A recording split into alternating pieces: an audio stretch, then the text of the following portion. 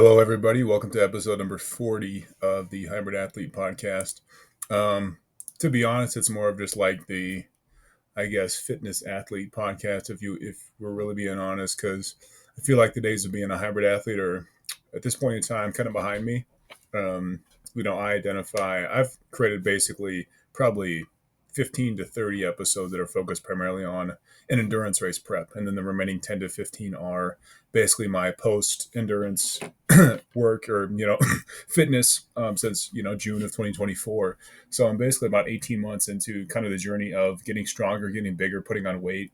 um, I post some of these shorts, just kind of like my poses, kind of my back shot, my double front double bicep, whatever it is, side chest, whatever it is, and just kind of track my progress. And I've been on a journey to basically get in hopefully the best shape of my life. I feel like I'm headed in that direction. I've been really lean before, but not strong and lean, meaning like packing on more muscle, adding muscle, bulking and cutting in these basically bodybuilding type structures. But I'm at the point now to where I put on a good amount of like lean muscle and lean some body fat, but probably realistically 70% muscle, 30% body fat in the last 18 months. And I've spoken about this before. I basically put on 25 pounds in roughly 16 months or so, and then like since then, basically since like this summer, about August or so, when I kind of reached my kind of the apex of my weight gain. And I was able to, basically top out at like 208, 209 body weight, waking up at like 206 probably realistically. But I've kind of like, I lost about 6 pounds pretty quickly when I kind of like tapered off of a bulk, like, not focusing on eating as many calories, still working out, still, going through the same workouts.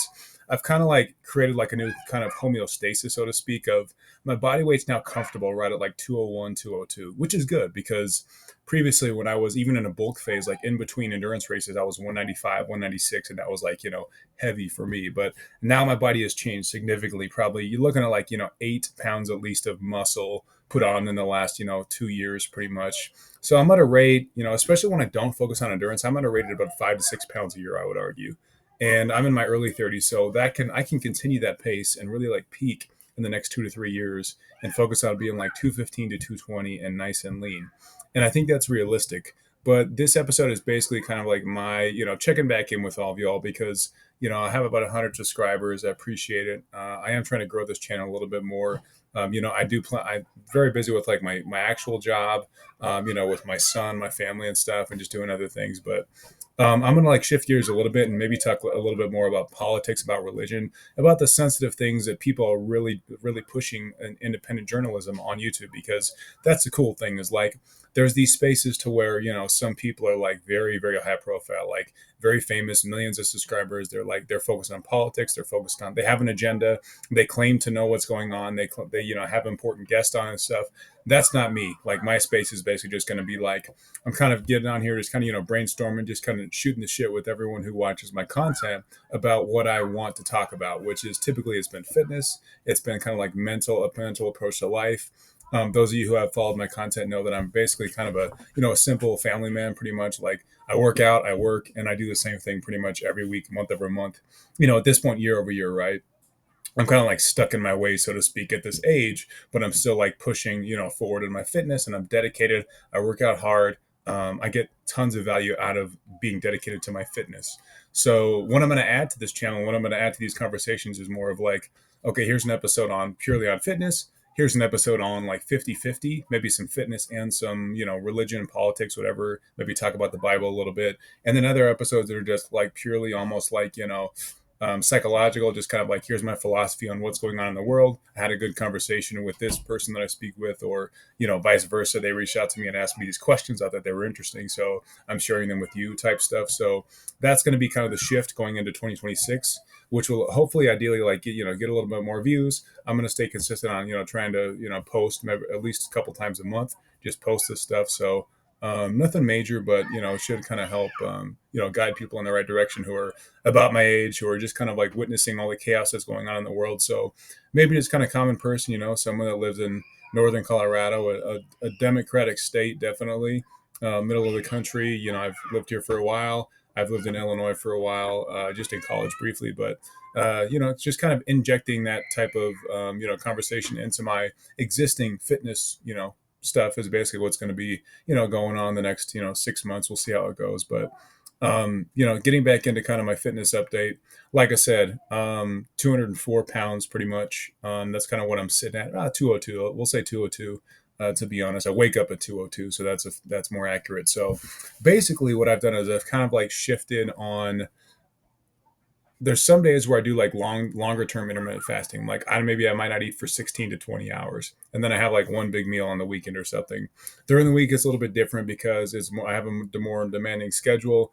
Um, and I'm focused on consuming high quality carbs like white rice, consistent carbs, tortillas, flour tortillas, clean carbs that are easy to digest.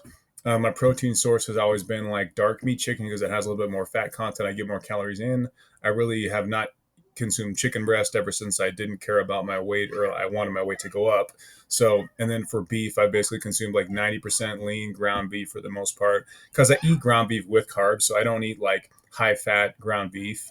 I eat like 90-10, sometimes 93-7. Same thing with ground turkey. Ground turkey and ground beef are staple items in my diet, as well as like leaner, not lean, but leaner steak. Like maybe I'll even eat some higher fat steak, like chuck roll sometimes, or maybe like tri tip even. But for the most part, I've kind of consumed the majority beef, dark meat chicken, and then really not much seafood. So I've kind of like removed seafood because it's high protein, but it doesn't really give me calories. So I've really just been kind of like salad, like greens, like spinach, vegetables, and then protein and a good carb source. So that ratio right now is like you break it down on a daily basis, it's about 4,700 to 4,900 calories consumption, probably. Maybe 5,000 if we're being honest, taking account like what I drink and stuff too in my two protein shakes. But like my meal has been a lot of like in the morning, kind of like egg whites and rice still. Maybe a protein source, like a lot of times dark meat chicken in the morning. So maybe like 5-6 ounces of chicken mixed with some egg whites. So really pack high protein, get 80 grams of protein in a breakfast. Typically that's like normal.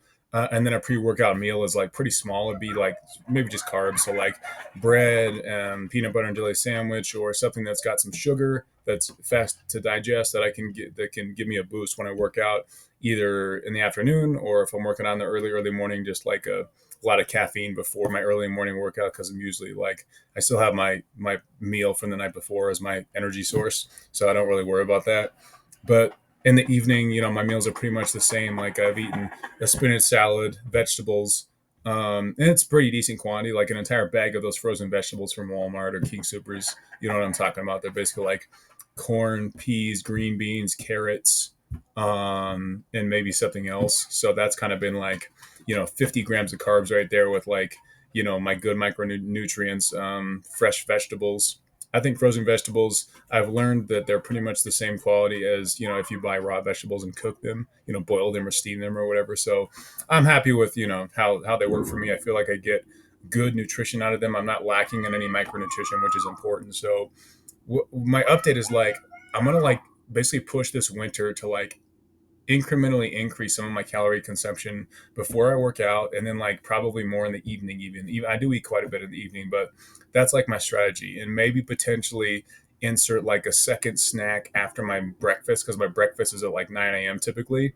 So if I work out in the morning, for example, it's like morning, a lot of caffeine, liter of water, 2 liters of water, workout. It's a hard workout. Um, Eat like a big breakfast and then don't eat again until like 3:30 before I go to the gym, and then eat again at like 6:30. So what I'm going to do is I'm probably going to work in like another, snack, decent size, higher protein, higher carb snack at around like noon or something while I'm working. So I think that's going to get me basically like above that threshold of I want my body weight to go up at the rate of like 2 pounds, 1 pound a week, maybe almost 1 pound a week, so like 5 pounds a month, and then basically put on 10 to 15 pounds by the end of the year or by the end of January. So I took this approach in the summer, and to be honest, I wasn't as consistent as I should have been with like continually pushing calories, meaning like if I'm full and I don't want to eat, there's days where I don't eat. But there's some days where I kind of failed because I wasn't focused every day on, I don't care if I'm hungry, get high quality, like, mixing like oatmeal, for example, something that's easy that you microwave it, you eat it, it's high carb, it's extra calories, you can digest it fairly easily, that type of stuff. Or like snacks that are high protein, like maybe spend more money on. I don't like processed snacks though, so I would say like like a peanut butter jelly sandwich in a bag, or like a banana sandwich or something. Even a banana with bread and peanut butter. You do the math on that. That's a lot of carbs, and it's relatively healthy because it's pretty much all natural. Especially when you get like some high quality bread, like Killer Dave's keto bread. That's good stuff because it's got more protein. It doesn't have the carbs, but it's obviously got the protein and stuff. So um, that's my approach going into like the winter is like, okay, this is my second cycle of like, really dig into like, okay, it doesn't matter how you feel. Cause I already have that approach to the gym, right? But I feel like the diet is something that most people don't really understand how critical and how essential it is. So I'm already getting a lot out of like high quality workouts. My recovery's gotten better. My volume, my overall workload in the gym has increased, which is good. My body's changing. But in order to like maximize the effectiveness of what I'm doing, the effort I'm putting in, it's going to be kind of like a subtle shift in some of my meals. Like I use the oatmeal as an example because I can literally at 12 o'clock or something throw in a bag of oatmeal in the microwave with 2/3 cups of whole milk or something, get 350 extra calories, mix in egg whites or something or some protein powder, and that's a high quality like extra food source. It's just good food, clean food that's going to like add to my daily total in calories. And I feel like I'm going to accomplish two things with that. I'm going to force myself to use more in the gym, and then my body weight's going to like increase at a relatively healthy rate, meaning like half muscle, half fat, or even more fat. I really don't care, because even if it's like a 75% increase in body fat and a 25% increase in muscle, when I strip that down later on a diet, I feel like I know how to do it. I've educated myself and I've done it physically. I've executed it in the right way to where, yes, I lose 10 to 12 pounds, but my strength stays really close to where it is. So I feel like that's the sign of a good bodybuilder, someone that's really like controlling their weight and executing on their fitness and their diet plan is, don't pull away cardio. The first thing you should maybe like reduce is cardio. My cardio has been reduced, which is part of the reason why I'm at maintenance at a slightly lower caloric intake, because my cardio has gone down. So you do the math on that. If I used to run 15 to 20 minutes before a heavy weight workout, now I literally like jog like either an incline walk or like a bike, a stationary bike for like 10 to 12 minutes, and that's it. So I'm burning like 200 fewer calories before I even grab a weight, which is important, right? Because you obviously a single workout, if you want to literally prioritize like muscle growth as the most important thing, you shouldn't be doing much cardio. I mean, you should be doing cardio to get warm, to like loosen up your joints, get the blood flowing. But I was overdoing it even on like a bulk bodybuilder mentality. So at this point, my cardio is cutting more than cut in half. It's been like reduced by 70% down to 30% of what it was even last summer, last fall, when I was telling myself, oh, you're no longer an endurance athlete. I was still operating in like just I want to stay strong and be lean, but that's not enough. Like what I discovered from that first bulk phase was like, okay, yes, more calories is good, but the type of exercise matters too. The rest between sets really kind of does matter, even if you're doing like say for example, you're working out on chest and you're typically taking only 45 seconds between a chest exercise. What I'm doing now is I force myself in some of the top heavier sets to take like 2 minutes between the exercise so that I can, feel like I'm more fully recovered. It's not like a cardio mix with the weight session. It's just purely weight session. Cardio will be at a different time. Hit cardio session, that's where that comes into play. And more of just like, okay, force yourself to increase the weight that you are lifting. Rest longer so that your weight increases. Because I do a good job, for example, of like having these intense workouts to where at the end of the workout, curling a 30-pound dumbbell feels very, very heavy with the right, form. But in that same token, like give yourself more rest, increase the weight, maybe do some strict curls with like, 80, 90 pounds and really like dig in and have a harder set and have like more multiple hard sets with more rest, as opposed to like a 24 set workout where yes, like your muscles getting a response, but it's more of like a toning slash, hit weight session as opposed to like a purely bodybuilding weight session. So I'm exploring those options and I'm exploring those types of workouts so that I get the most out of this next bulk, because this is going to be kind of an introduction to me really digging into the bodybuilding type lifestyle and saying, okay, I'm able to control my body weight upward as well as downward. I don't have a problem with discipline and not consuming sugar and not consuming fewer calories. When I get to that point, I will be able to do that. But the reality of life right now is I'm not big enough to do that and still look like I, have good structure and I could potentially enter an amateur bodybuilding show in a year or two. I'm still in like the growth phase, overall growth phase, to where I do have mature muscle, but I need to convert some of my temporary muscle into mature muscle. And there's definitely some good science behind that. We won't go into it on this, on this podcast or on this episode. The format for this isn't like getting into the science. I may do some screen sharing later in some of the later episodes. I may last episode I shared some snapshots of my body, how my physique looks and stuff. But you guys know, I mean, you'll basically, if you feel like I have credibility, you'll keep watching my content, you'll keep following me. Great. If not, if you feel like I'm full of shit or I just don't know what I'm talking about, or I'm just a loser because I don't have hundreds of thousands of followers, that's fine too. All the good luck to you. But my mission going into 2026 is basically, I've given good effort in my work and in my business and what I do for a job and how I take care of my family. And I've given the same effort, probably even more in the gym, just because it's really what I'm passionate about. And it helps my mental health and it helps me stay on point with my life and stay regimented. But, the law of diminishing returns and nonlinear growth isn't always comfortable. So, I'm comfortable with like, I do some, high intensity interval training, which is great. I'm staying lean, but it's really like the focus on, okay, like tweak your diet. Like I said, I'm going to insert some oatmeal, some type of carb source as another snack.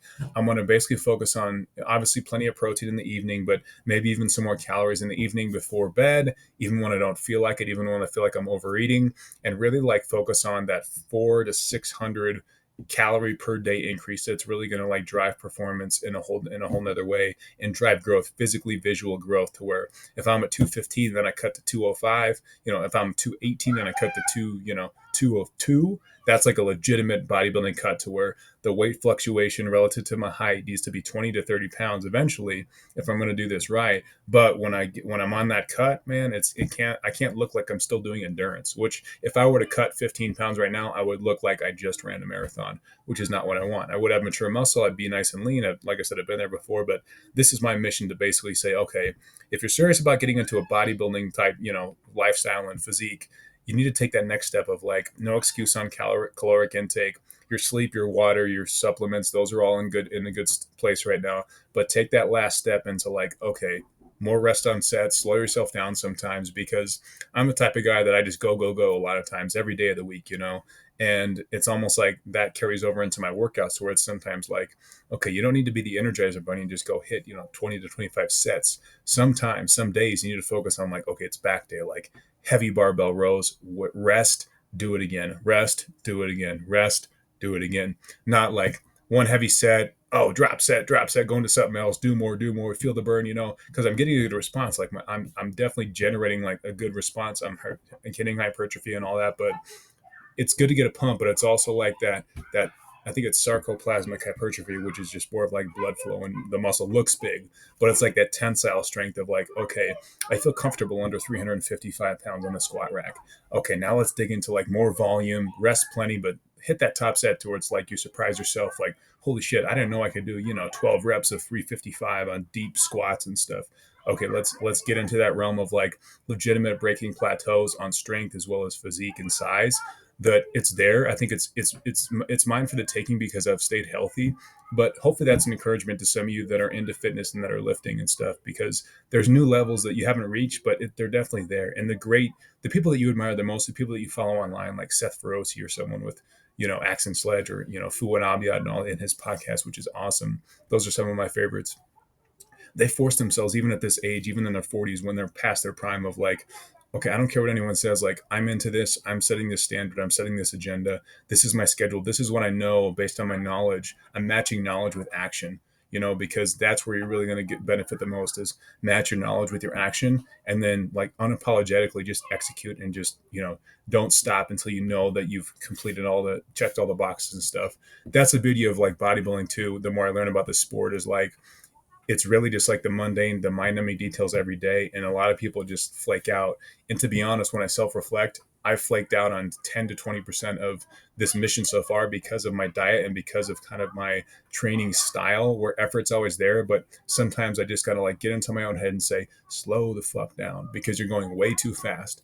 And, that's kind of just like the learning process, the learning curve of, okay, you did endurance for 5 years, but now if you really want to get big, if you really want to like push your weight and push your strength, now you need to do some things a little bit different. But I'll tell you what, I'm super excited. I'll stop it there for now. I'll hold off there, but thank you guys for watching, and we'll see you on the next one. Thanks. Bye.